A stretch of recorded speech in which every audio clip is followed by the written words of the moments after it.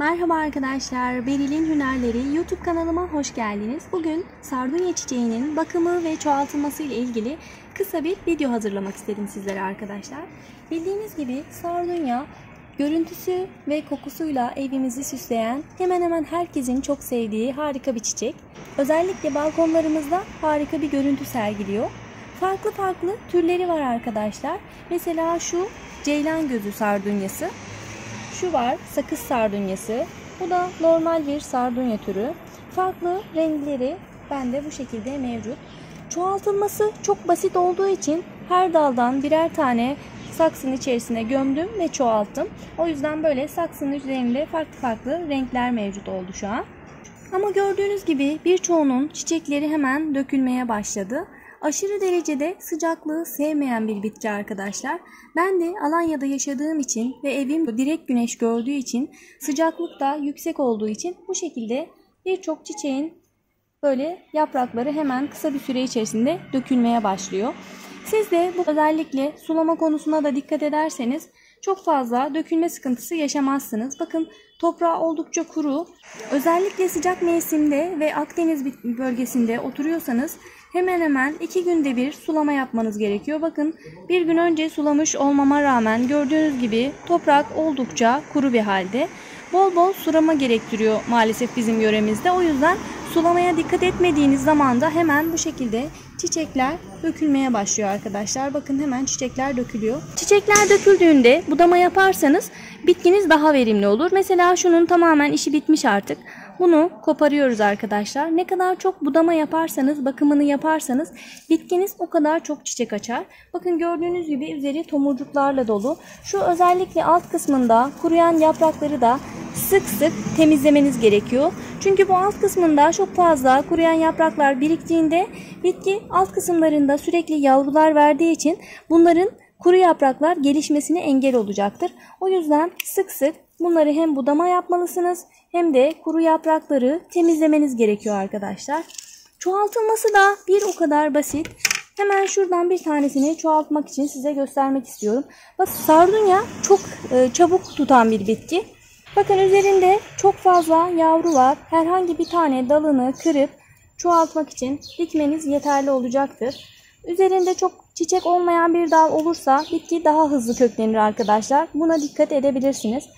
Bakın şuradan bir tane buldum, koparıyorum. Bu şekilde koparıp şöyle bir iki yaprağını da koparırsanız bitki gücünü üst kısma verecektir. Bu şekilde almış olduğunuz bir dalı çok bir işlem yapmadan sadece toprağın içerisine gömüyoruz ve bir miktar bastırıyoruz arkadaşlar. Tek yapacağınız şey bu. Dikkat etmeniz gereken sadece toprağın bir önceki günden sulanmış olması. Nemli bir toprak kullanırsanız çok daha iyi verim elde edersiniz arkadaşlar. Nemli toprak kullanmaya her zaman dikkat edin. Sadece sardunya için değil de genellikle bütün ilk diktiğiniz çiçekler için bunu uygularsanız daha iyi sonuçlar elde edeceksiniz. Ama bu toprağın kurumaması gerekiyor. Sürekli toprağın nemli kalması gerekiyor. O yüzden ihtiyaç doğrultusunda her zaman sulama yapabilirsiniz. Bu şekilde elinizde kontrol edin. Toprak kurudukça sulama yapmalısınız. Aksi halde köklenme olmayacaktır. Şuradan bir tane de şundan dikmek istiyorum arkadaşlar. Bakın şöyle dalın birini, herhangi bir dalı kırabilirsiniz. Üzerinde çiçek sadece olmamasına dikkat edin. Bakın şu dalı kırıyorum. Birkaç tane yapraklarını koparıyorum. Aynı saksıya böyle farklı tonları, farklı çeşitleri dikerseniz daha güzel bir görüntü elde edersiniz. Ben çok fazla yeni saksılara dikmiyorum. Alanım az olduğu için. Bu şekilde bakın buraya birkaç tane gömdüm. Bakın şunu mesela çok yakında diktim arkadaşlar. Bakın bu da çiçek açmaya başlamış ve yavrular vermeye başlamış. Yine şunu da komşudan görmüştüm. Bunu da aynı şekilde diktim. Bakın bu da tutmaya başlamış. Birkaç tane filiz ve yapraklar çıkmaya başlamış. Belirttiğim gibi sararmış olan yaprakları bu şekilde temizlerseniz bitkiniz her zaman çiçek açacaktır. Yazın özellikle sürekli çiçek açan bir bitki arkadaşlar. Akdeniz ikliminde kışında belli aralıklarla çok soğuğa maruz kalmadığı zamanlarda çiçek açabiliyor. Kokusu gerçekten harika. Görüntüsü de çok güzel. Rengarenk güzel çiçekleri var. Burada daha önceden çoğaltmış olduğum küpeli çiçeğim de var. Bunun çoğaltılması ile ilgili de kanalımda videolar mevcut. Onları da izleyebilirsiniz arkadaşlar.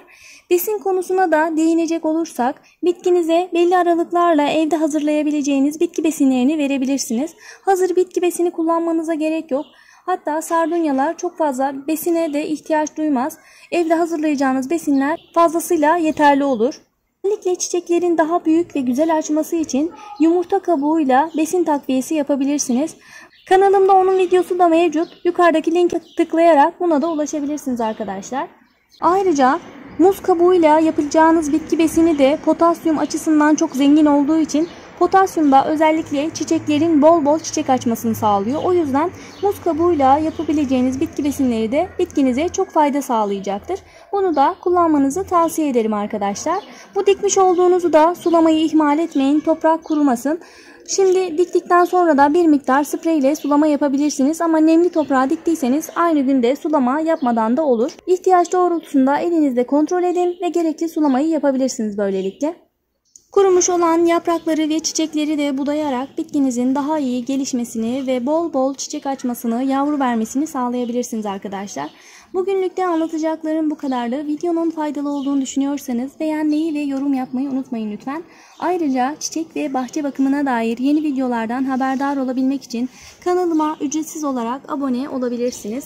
Soru ve görüşlerinizi de bana yorumlarda iletebilirsiniz arkadaşlar. Elimden geldiği kadar herkese yanıt vermeye çalışıyorum.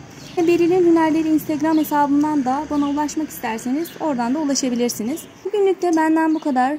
Çiçek ve bahçe bakımına dair farklı bir videoda görüşene dek hoşça kalın.